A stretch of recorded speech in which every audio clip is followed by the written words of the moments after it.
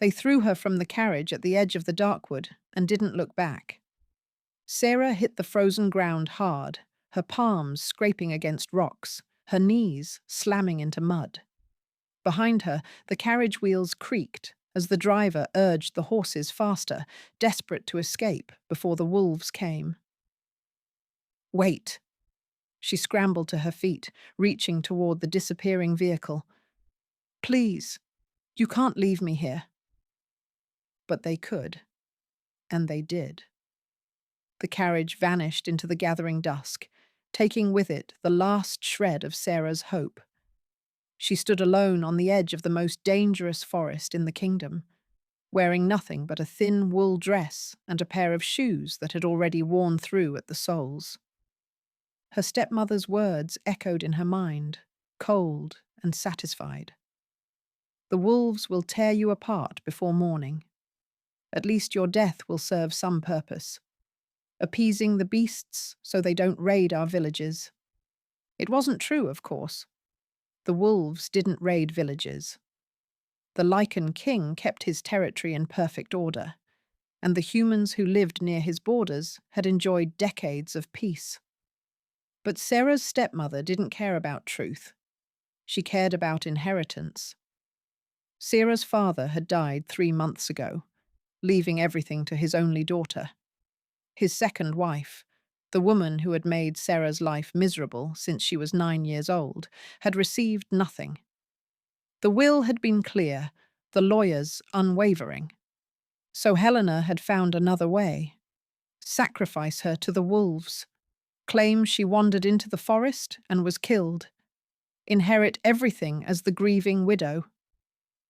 It was elegant, Sarah supposed, in a terrible way. No witnesses, no evidence. Just another foolish girl who strayed too close to Lycan territory and paid the price. The sun sank below the tree line, and the temperature dropped with it. Sarah wrapped her arms around herself, shivering. She could try to walk back, follow the road, find a village, beg for shelter. But the nearest settlement was miles away, and the night was coming fast. She would freeze to death before she got halfway there, or the wolves would find her first.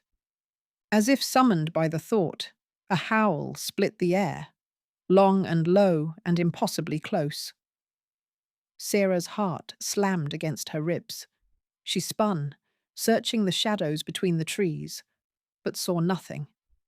The howl came again, answered by another and another, until the forest rang with the voices of wolves. They were coming. She should run. Every instinct screamed at her to run, but her legs wouldn't move, frozen by terror and the bone-deep certainty that running wouldn't matter. Wolves were faster than humans. Wolves could track scent through darkness and snow. If they wanted her dead, she would be dead. So Sarah did the only thing she could do. She sank to her knees in the mud, closed her eyes, and waited to die. The wolves arrived in silence. She didn't hear them approach. No crunch of leaves, no snap of twigs. One moment she was alone, and the next she felt warmth at her back, hot breath on her neck. The weight of a presence so large it seemed to block out the wind. Sarah kept her eyes closed. She didn't want to see the teeth, didn't want to watch herself die. Please let it be quick. She prayed to gods she wasn't sure she believed in. Please don't let me suffer. Something pressed against her shoulder, firm but gentle, insistent. Sarah's eyes flew open. A wolf stood before her, the largest she had ever seen, nearly as tall as she was kneeling. Its fur was a deep silver grey, thick and luxurious, and its eyes were the colour of molten amber, glowing with an intelligence that seemed almost human. It wasn't attacking. It wasn't even baring its teeth. It was nuzzling her. Sarah's breath caught in her throat as she looked around, trying to make sense of what she was seeing. More wolves surrounded her, a dozen at least, ranging in colour from pure white to deepest black. They formed a loose circle, their bodies creating a barrier between her and the dark forest beyond, not hunting her, protecting her. "I don't understand," she whispered. The silver wolf, the largest, the leader, made a low sound in its throat. Not a growl. Something softer, almost reassuring. It lay down beside her, pressing its massive body against her side, and the warmth of its fur cut through the cold that had seeped into her bones. One by one, the other wolves followed. They settled around her, creating a living cocoon of warmth and protection. A white wolf curled at her feet, a black one pressed against her back. Within moments, Sarah was surrounded by fur and heat and the steady rhythm of breathing. She should be terrified. She should be screaming. But somehow, impossibly, she felt safe. "Why?" she asked the silver wolf, her voice barely audible. "Why aren't you killing me?" The wolf met her gaze with those amber eyes, and Sarah could have sworn she saw something flicker in their depths. Understanding, recognition, as if the wolf knew something she didn't. It rested its massive head on her lap, and Sarah found her hand moving without conscious thought, sinking into the thick fur. The wolf's eyes closed in contentment. She stayed like that through the night, surrounded by wolves, warmer than she'd been in months. She slept in fits and starts, jolting awake each time to find the wolves still there, still guarding her, their ears pricked for any threat. Dawn came slowly, painting the sky in shades of pink and gold. The wolves stirred around her, lifting their heads, their attention shifting to something in the distance. Footsteps, heavy, approaching. The wolves didn't scatter. They didn't flee. Instead, they rose to their feet and formed a line in front of Sarah, facing the newcomer with an alertness that spoke of recognition, not threat. A man emerged from the trees. No, not a man. Sarah knew that immediately, instinctively. He was too large, too powerful, too other. He stood well over 6 feet, with broad shoulders and a warrior's build, dressed in dark leather and grey fur. His hair was black as midnight, falling to his shoulders, and his face was all sharp angles and hard lines. But it was his eyes that made her breath stop. Amber! The same amber as the wolf who had guarded her all night. He stared at her, and something shifted in his expression. Surprise, confusion, and then something deeper. Something that looked almost like wonder. "You're alive," he said, his voice low and rough. "My wolves found you at the border last night.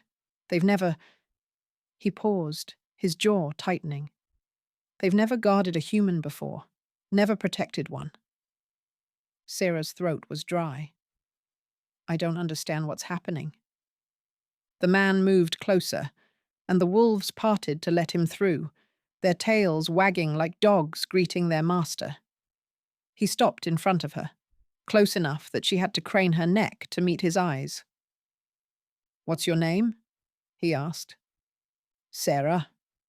He inhaled sharply, and his eyes seemed to glow brighter. "Do you know who I am, Sarah?" She knew. She had known from the moment she saw those amber eyes. "You're the Lykan king." "Yes." He crouched down, bringing himself closer to her level, and extended his hand. "My name is Fenris, and I think I know why my wolves protected you." She didn't take his hand. "Why?" His lips curved into something that wasn't quite a smile. "Because they recognized what I can now smell for myself." He leaned closer, and his voice dropped to something low and reverent. "You're my mate, Sarah. My fated. The wolves knew it before I did." She stared at him, her mind refusing to process the words. This couldn't be real. She had been thrown into the forest to die, and instead she had been claimed by wolves and found by a king. "That's impossible," she whispered. Fenris rose, his hand still extended. "And yet here you are, alive, protected, mine." Sera looked at his hand, then at the wolves still watching her with those knowing eyes, then back at the Lykan king who was waiting with impossible patience for her to decide. She had been sent here to die. Instead, she had been found, and she had no idea what came next. She took his hand, not because she believed his impossible claims, not because she trusted him, but because her legs had gone numb from kneeling in the cold mud, and pride seemed like a foolish thing to cling to when she couldn't even stand on her own. Fenris pulled her to her feet as easily as if she weighed nothing, his hand warm and steady around hers. The wolves pressed closer, their bodies brushing against her legs, and the silver one, the one who had guarded her all night, positioned itself at her side like a sentry. "Can you walk?" Fenris asked, his amber eyes scanning her face with an intensity that made her want to look away. "I think so." She managed 3 steps before her knees buckled. The night had taken more from her than she'd realized. The cold had seeped deep into her muscles, and her body was shaking with exhaustion and delayed shock. Fenris caught her before she hit the ground. Without a word, he swept her into his arms, cradling her against his chest like she was something fragile, something precious. "I can walk," she protested weakly. "You can barely stand." His voice was matter-of-fact, but she caught something softer underneath. "My castle is a mile from here. Let me carry you." She should argue. She should insist on her independence, on maintaining some shred of dignity. But his arms were warm and his chest was solid, and she was so tired of being strong. Sera let her head fall against his shoulder and closed her eyes. She must have dozed, because the next thing she knew, they were passing through massive iron gates into a courtyard of grey stone. The castle rose around her, ancient and imposing, with towers that seemed to scrape the winter sky. Guards in dark leather snapped to attention as they passed, their eyes widening when they saw what their king was carrying. "Summon Brigid," Fenris commanded without slowing his stride. "Have her prepare the east wing chambers, and send for food, broth, bread, whatever's warm." "The east wing, my lord?" One of the guards looked startled. "But those are—" "I know what they are." Fenris's voice brooked no argument. "Do as I say." The guard bowed and hurried off. Sera stirred in Fenris's arms, confusion cutting through her exhaustion. "What's in the east wing?" He glanced down at her, his expression unreadable. "The Queen's chambers." Her stomach dropped. I can't." "You're my mate," he said simply. "You'll have rooms befitting your station." "I don't have a station. I'm just—" She trailed off, unsure how to finish. What was she? An orphan? A cast-off? A woman thrown to the wolves by her own family? "You're just what?" Fenris asked quietly. "No one important." Something flickered in his amber eyes, something that looked almost like anger, though not directed at her. "You're wrong, but we'll discuss that later, when you've rested." The East Wing chambers were larger than her father's entire house.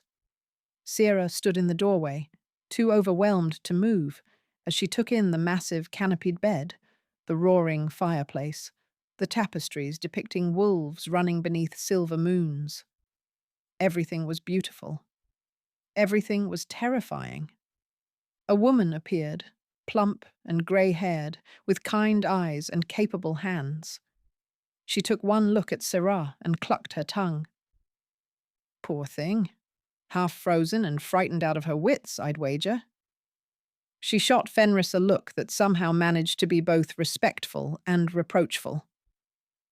I'll take it from here, my lord. She needs a hot bath and clean clothes, not an audience. Brigid, out. The woman made a shooing motion. You can interrogate her later. Right now, she needs care. Syrah expected Fenris to argue. He was a king, after all. People didn't speak to kings that way. But he simply nodded, his gaze lingering on Syrah for a moment longer than necessary. I'll return in an hour, he said. We need to talk. Then he was gone, and Brigid was ushering Syrah toward a copper tub that steamed with lavender-scented water. Don't mind him, the older woman said as she helped Syrah out of her ruined dress. He's gruff, but he means well. Been waiting for his mate for 200 years. I imagine he's a bit overwhelmed himself. 200 years? Syrah sank into the bath, gasping as the hot water hit her frozen skin. How old is he? 263, give or take. Brigid handed her a cloth and a bar of soap that smelled like honey. Young for a king, but old enough to have given up hope of ever finding you. Syrah scrubbed at her arms, watching dirt and dried mud swirl away into the water. He doesn't know me.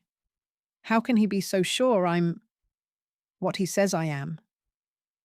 The mate bond isn't about knowing, it's about recognizing. Brigid settled into a chair nearby, her hands busy with a pile of fabric. His wolves knew you belonged to him before he caught your scent himself. That's never happened before. In all my years serving this household, I've never seen the pack guard anyone but their own.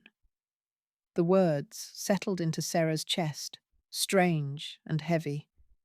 She thought of the silver wolf pressing against her side, the warmth of all those bodies surrounding her through the night. They had protected her. They had chosen her. But why? By the time Fenris returned, Syrah was dressed in a soft wool gown of deep green, her dark hair dried and brushed, her stomach full of warm broth and fresh bread. She sat in a chair by the fire, her hands wrapped around a cup of tea, and watched him enter with wary eyes. He had changed as well. Clean clothes, his black hair tied back from his face. Without the mud and the forest shadows, he looked younger somehow. Still imposing, still dangerous, but also uncertain, as if he wasn't sure how to proceed. Good. That made two of them. How do you feel? He asked, taking the chair across from her. Better. Thank you. The words came out stiff, formal. And thank you for not leaving me in the forest. I would never leave you anywhere. The intensity in his voice made her look away. Syrah, I need to know. Who did this to you?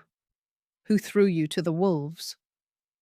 The question cracked something open inside her. She had been so focused on surviving, on processing the impossibility of her situation, that she hadn't let herself think about the betrayal. My stepmother, she heard herself say. Helena. She married my father when I was 9. He died 3 months ago and left everything to me. Syrah's voice caught. She told me she was taking me to visit relatives. Instead, she had me thrown from the carriage at the edge of your territory. Fenris went very still. She tried to murder you for an inheritance. She assumed the wolves would do it for her.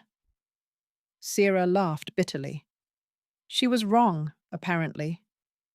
She was very wrong. His hands had clenched into fists on the arms of his chair. What's her full name? Where does she live? Why?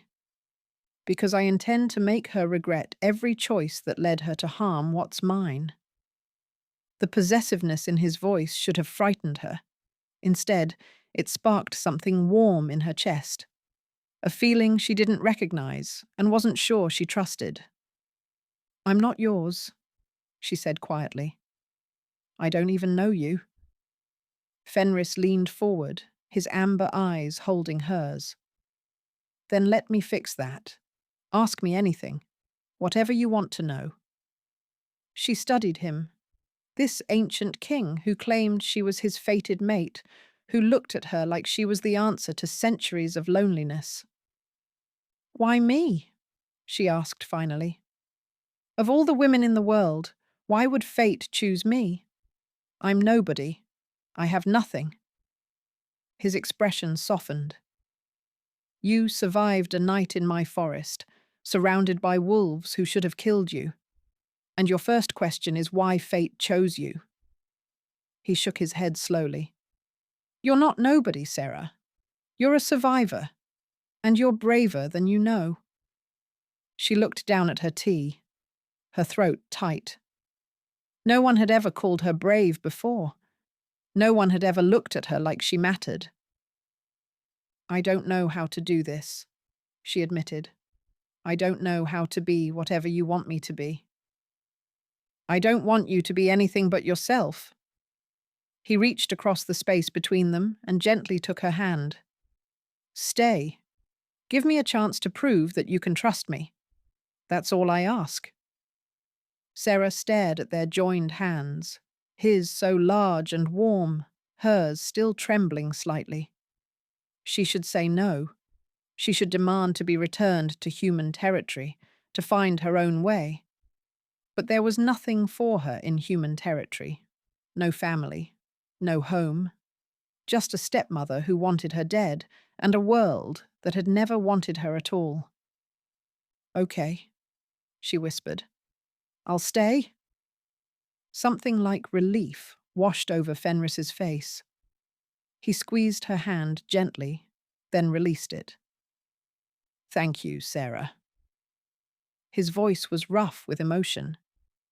"You won't regret it." She wasn't sure that was true, but for the first time in months, she felt something stir in her chest, fragile and uncertain, but unmistakably alive. Hope. A week passed, and Sarah learned that wolves had better memories than humans. They followed her everywhere, not in a threatening way, in a protective one. When she walked through the castle corridors, the silver wolf padded at her side. When she sat in the library, trying to lose herself in books she could barely concentrate on, a white wolf curled at her feet. When she wandered the gardens in the pale winter sunlight, the entire pack seemed to materialize around her, their amber eyes watchful and warm. "They've adopted you," Bridget told her one morning, amused. "Never seen anything like it. Usually they're standoffish with anyone outside the pack." "I'm not outside the pack," Sarah said slowly, the realization settling into her bones. "Am I?" "No, dear. You're their queen. They knew it before any of us did." Queen. The word felt foreign in her mouth, like a language she didn't speak. She wasn't a queen. She was a merchant's daughter who had spent the last decade being reminded of her insignificance by a woman who resented her very existence. But the wolves didn't seem to care about her past. They only cared that she was here now. Fenris was careful with her.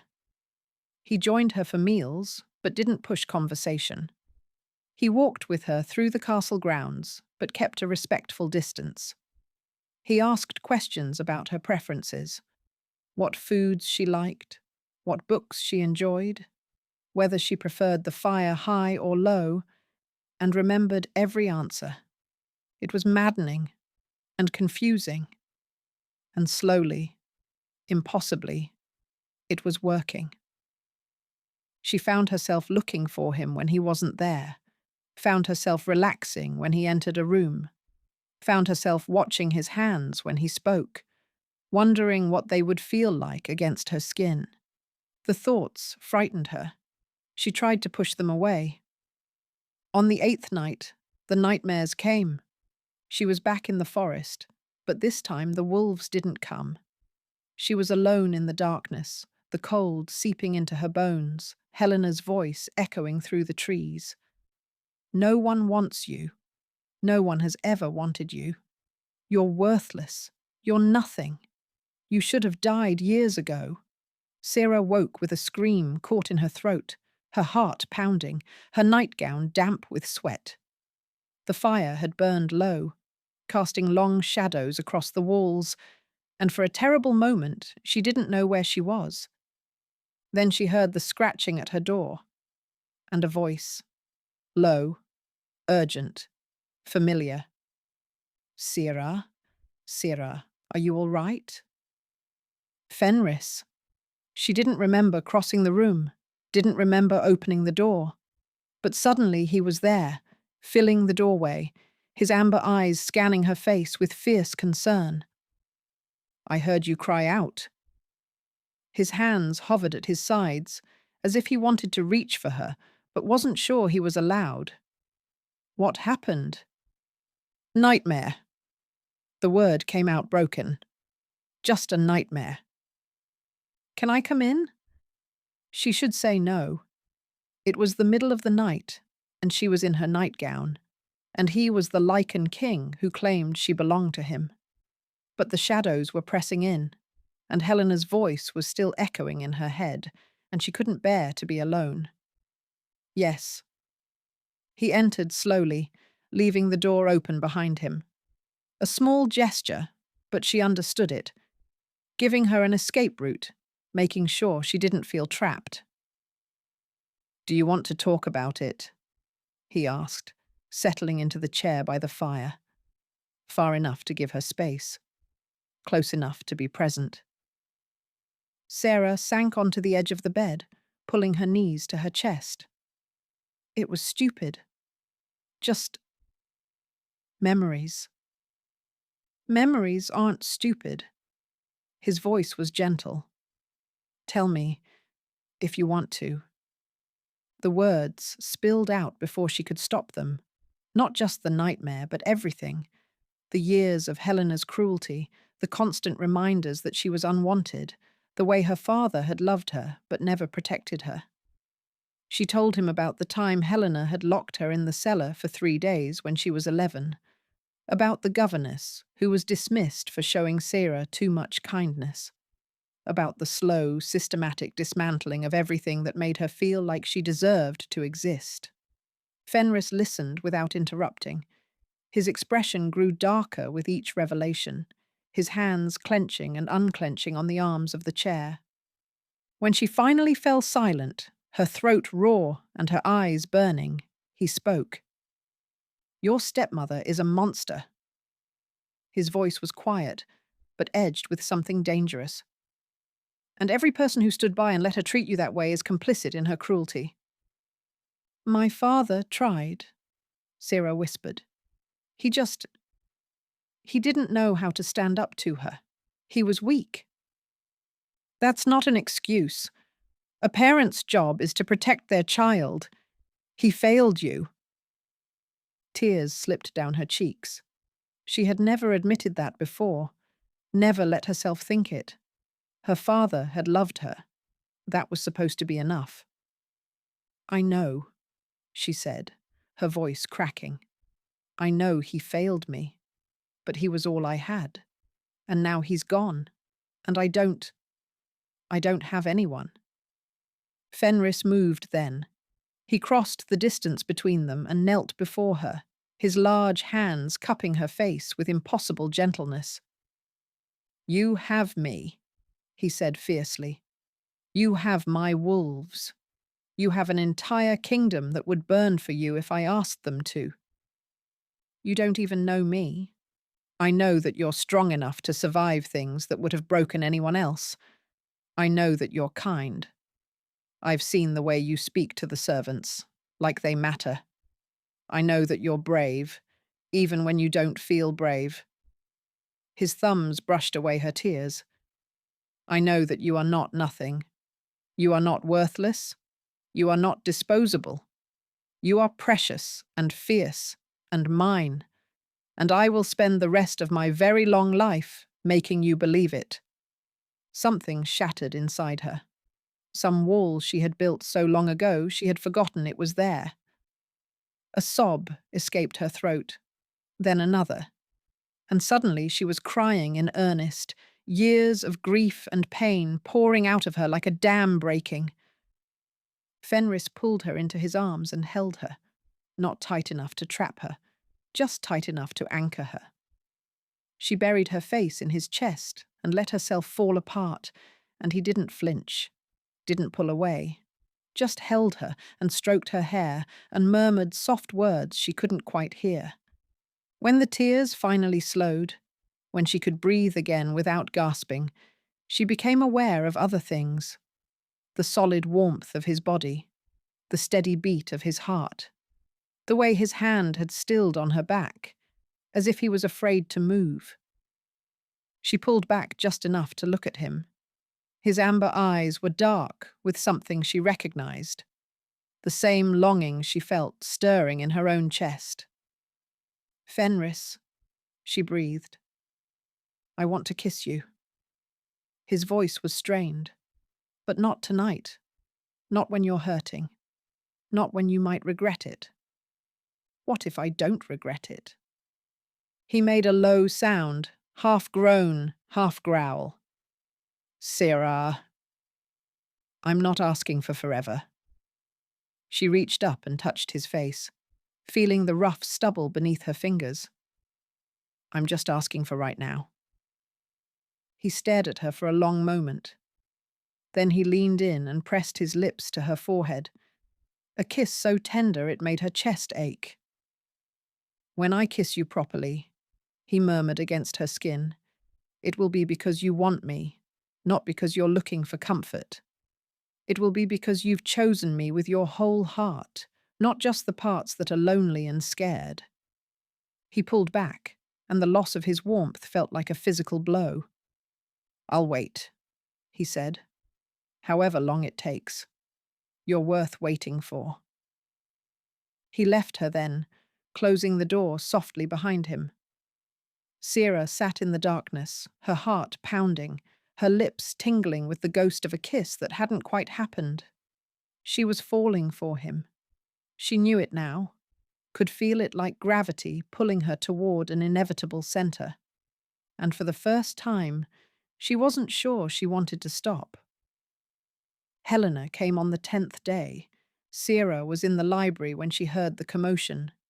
Raised voices in the courtyard, the clatter of horses, a woman's shrill demands cutting through the winter air.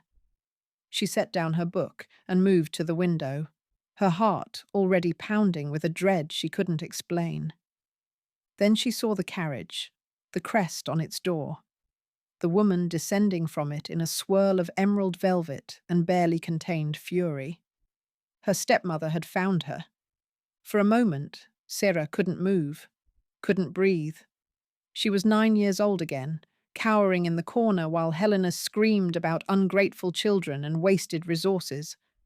She was 14, locked in the cellar for speaking out of turn. She was 18, thrown from a carriage and left to die. Then the silver wolf pressed against her leg, warm and solid and real, and the paralysis broke. She wasn't that girl anymore. She wasn't powerless. She wasn't alone. She made her way to the great hall, the wolves falling into formation around her. By the time she arrived, Fenris was already there, standing before his throne with his arms crossed and murder in his eyes.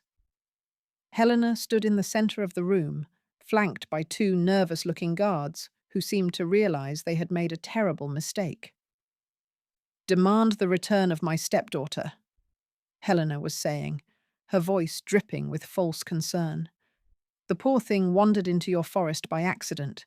We've been searching everywhere for her." "Accident?" Fenris's voice was flat, dangerous. "She wandered by accident." "Yes, exactly. You know how young women are, flighty, emotional." She'd had a disagreement with one of our servants and ran off in a fit of pique. We never imagined she'd go so far. Helena pressed a hand to her chest, the picture of maternal worry. I've been sick with grief, not knowing if she was alive or dead. Sarah stepped into the hall, and Helena's expression flickered. Surprise, then calculation, then something ugly that she quickly masked behind a trembling smile. Sarah, thank the gods you're safe. Helena rushed forward, arms outstretched. My darling girl, we've been so worried. Stop. The word cut through the air like a blade. Sarah held up her hand, and Helena froze, her smile faltering. Don't touch me, Sarah said quietly. Don't call me darling. Don't pretend you were worried. Sarah, I don't know what you mean. You threw me from a moving carriage in the middle of the night and left me to die. Sarah's voice was steady, stronger than she'd ever heard it. You told the driver to leave me at the edge of Lykan territory because you assumed the wolves would tear me apart. You wanted me dead so you could inherit my father's estate. Silence fell over the hall. Helena's mask cracked, revealing the cold fury beneath. That's absurd, she snapped. You've clearly been traumatized by your ordeal. You're confused, making up stories. I'm not confused. Sarah stepped closer, and the wolves moved with her, their growls low and menacing. I remember every word you said, every detail of that night, and so does the driver you paid to abandon me. I imagine he'll confirm my story if the right questions are asked. Helena's face went pale. You ungrateful little... Enough. Fenris's voice cracked through the hall like thunder. He moved to stand beside Sarah, his presence a wall of barely contained rage. I've heard enough lies for one day. She's my stepdaughter, Helena spat, abandoning all pretense. She belongs to my household. I have legal claim. You have nothing. Fenris smiled, and it was terrifying. Sarah is no longer under your authority. She is under mine. You can't just... I am the Lykan king. In my territory, my word is law. He took a step forward, and Helena stumbled backward. You attempted to murder a woman under my protection. By rights, I could kill you where you stand. Helena's bravado crumbled. Please, I didn't mean... It was a mistake. It was not a mistake. It was a choice. Fenris's eyes blazed amber. And now you will live with the consequences. He gestured to his guards. Escort this woman to the border. She is banished from Lykan territory for the rest of her natural life. If she sets foot in my lands again, she will be killed on sight. You can't do this, Helena shrieked as the guards seized her arms. She's mine. The estate is mine. I won't let some beast take what belongs to me. Fenris turned to Sarah, his expression softening. Do you have anything you want to say to her? Before she goes? Sarah looked at her stepmother. This woman who had tormented her for a decade, who had tried to murder her for money, who had made her feel worthless and unwanted for as long as she could remember. She should feel angry. She should feel triumphant. But all she felt was tired. I used to wonder what I did wrong, Sarah said quietly.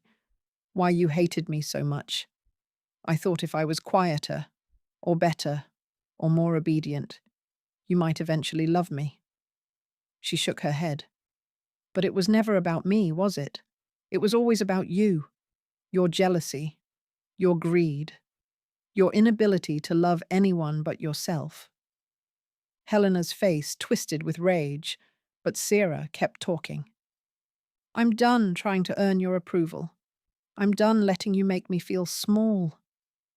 She straightened her shoulders. You wanted me dead, Helena. Instead, you gave me a kingdom. I hope that haunts you for the rest of your life." She turned away, and the guards dragged Helena from the hall. Her stepmother's screams echoed off the stone walls, growing fainter with distance, until finally there was only silence. Fenris touched her arm gently. "Are you all right?" Sarah let out a shaky breath. "I think so. I just—" She looked up at him, her heart suddenly pounding for an entirely different reason. "I need to tell you something. Anything. She was wrong, Helena, when she said I belonged to her household." Sarah reached up and placed her hand on his chest, feeling his heart beat strong and steady beneath her palm. "I don't belong to her. I never really did." Fenris went very still. "Sarah, I belong here." She stepped closer, closing the distance between them. "With you. With the wolves who protected me. With this life I never dared to imagine." Her voice dropped to a whisper. "I'm not asking because I'm lonely or scared anymore. I'm asking because I choose you. With my whole heart." His control shattered. He pulled her into his arms and kissed her, deep and fierce and full of 200 years of loneliness finally finding its end. Sarah melted into him, her hands fisting in his shirt, her entire body singing with the rightness of it. This was where she belonged. This was who she was meant to be. When they finally broke apart, both breathing hard, Fenris pressed his forehead to hers. "Mine," he growled. "You're mine." "Yours," she agreed. "And you're mine." He laughed, a sound of pure, disbelieving joy, and kissed her again. Around them, the wolves howled their approval, a chorus that seemed to shake the very walls. Sarah smiled against his lips. She had been told the wolves would tear her apart. Instead, they had brought her home. They were married beneath the full moon, surrounded by wolves. The ceremony took place in the heart of the Darkwood, the same forest where Sarah had been abandoned to die, the same place where the wolves had found her and changed everything. But tonight, the forest wasn't cold or frightening. It was alive with torchlight and music and the gathered masses of Fenris's kingdom, all come to witness their king take his queen. Sarah stood in a clearing carpeted with snow and moonlight, wearing a gown of silver silk that seemed to glow against her skin. The Silver Wolf, she had learned his name was Ash, and he was Fenris's second in command, sat at her side like an honor guard. The rest of the pack surrounded the clearing, their eyes gleaming amber in the darkness. Fenris waited for her at the center of the clearing, dressed in black and grey, his dark hair loose around his shoulders. When he saw her, his breath caught visibly, and the look in his eyes made her heart stutter. "You're beautiful," he murmured as she reached him, taking her hands in his. "You're the most beautiful thing I've ever seen." "You're not so bad yourself." She smiled, but her voice trembled. "I can't believe this is happening. A month ago, fate brought you to me." He squeezed her hands. Everything before that was just waiting. The ceremony was simple. Lykan traditions focused on the bond rather than elaborate rituals. They spoke their vows beneath the watching moon, promising themselves to each other for this life and whatever came after. Fenris slid a ring onto her finger, a band of white gold shaped like wolves chasing each other in an endless circle. "Mine," he said, his voice rough with emotion. "My mate, my queen, my heart." "Yours," she whispered back. "Always yours." He kissed her, and the wolves howled. and the forest that had nearly been her grave became the place of her rebirth. The wedding feast lasted until dawn. There was dancing and laughter, and more food than Sarah had ever seen.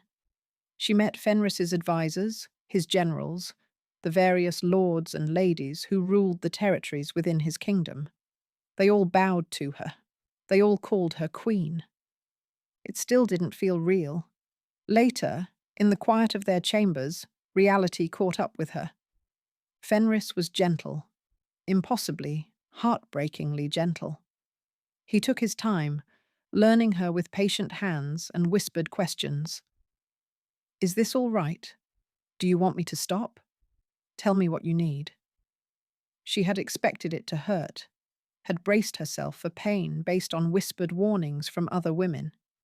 Instead, there was only warmth and closeness, and the overwhelming sensation of being cherished. Afterward, she lay curled against his chest, listening to his heartbeat slow. "I love you," she said softly. The words had been building for days, maybe longer. She had been afraid to say them, afraid they would shatter the dream. But lying here, wrapped in his arms, she couldn't hold them back anymore. Fenris went still. Then his arms tightened around her, and he pressed a kiss to the top of her head. "I love you, Sarah." His voice was thick. "I have loved you since the moment I saw you in that forest, covered in mud and terrified, still somehow brave enough to meet my eyes. I will love you until the stars burn out and the moons fall from the sky." She smiled against his skin. "That's a long time." "Not nearly long enough." He tilted her chin up and kissed her again, soft and slow. "Not nearly enough for everything I want to give you." 6 months later, news reached them from the human territories. Helena had been arrested. The driver she had bribed to abandon Sarah had finally talked. Apparently, guilt and a substantial amount of gold from the Lykan king's treasury had loosened his tongue. He had confessed everything to the human authorities: the plot, the abandoned carriage, the intended murder. But that wasn't the worst of it. In the course of their investigation, the authorities had discovered that Helena had been slowly poisoning Sarah's father for years. The illness that had finally killed him hadn't been natural at all. She had murdered him to speed up the inheritance she was already planning to steal. The news arrived in a formal letter, delivered by a human messenger who bowed so low his forehead nearly touched the ground. Sarah read it twice, then a third time, trying to process what she was seeing. "She killed him," she said finally, her voice hollow. "She killed my father." Fenris stood beside her, his hand warm on her back. "I'm sorry, Sarah. I always believed he died of natural causes, that he was just sick." Tears burned in her eyes. Not grief, exactly, but something more complicated. Anger, relief. The strange, bitter vindication of having her suspicions confirmed. "She took everything from me. My home, my family, my inheritance. She would have taken my life. But she didn't." Fenris turned her to face him, cupping her face in his hands. "She failed. And now she'll spend the rest of her miserable life rotting in a human prison, knowing that you survived, knowing that you thrived, knowing that the girl she tried to destroy became a queen." Sarah closed her eyes, letting the truth of his words sink in. Helena had wanted her dead. Instead, Sarah was alive and loved, and more powerful than her stepmother could ever have imagined. The wolves that were supposed to tear her apart had made her their queen. It was, she thought, the best revenge she could have asked for. 1 year after the wolves found her in the forest, Sarah stood on the castle balcony and watched the sun set over her kingdom. So much had changed. She was no longer the frightened girl who had been thrown from a carriage and left to die. She was a queen, confident, capable, beloved by her people and her pack alike. She had learned to read and write, to ride, to negotiate treaties and settle disputes. She had found her voice, and she used it. But more than that, she had found herself. Arms wrapped around her from behind, and she leaned back into Fenris's chest with a contented sigh. "What are you thinking about?" he murmured against her hair. "Everything. Nothing." She smiled. "I was thinking about the night the wolves found me. How terrified I was. How certain I was that I was going to die. And instead? And instead they guarded me all night. They kept me warm. They brought me to you." She turned in his arms, looking up at the face she loved more than anything. "I owe them my life. They knew what I didn't, what I couldn't have known until I found you." He pressed a kiss to her forehead. "They knew you were our queen." The silver wolf, Ash, padded onto the balcony, his tail wagging. He pressed his great head against Sarah's hip, and she scratched behind his ears automatically, smiling. "I love you," she told Fenris. "Have I mentioned that recently?" "Only 7 times today. I'm beginning to feel neglected." She laughed and rose onto her toes to kiss him. He caught her around the waist and lifted her off her feet, spinning her in a slow circle while the setting sun painted the sky in shades of gold and crimson. She had been told wolves would tear her apart. Instead, they had given her everything: a king, a kingdom, a pack that would die for her, and a love that would last forever. If you loved this story, don't forget to like and subscribe for more tales of fated mates, fierce kings, and the love that conquers all. Hit the notification bell so you never miss an upload. And tell me in the comments, what would you do if wolves guarded you through the night?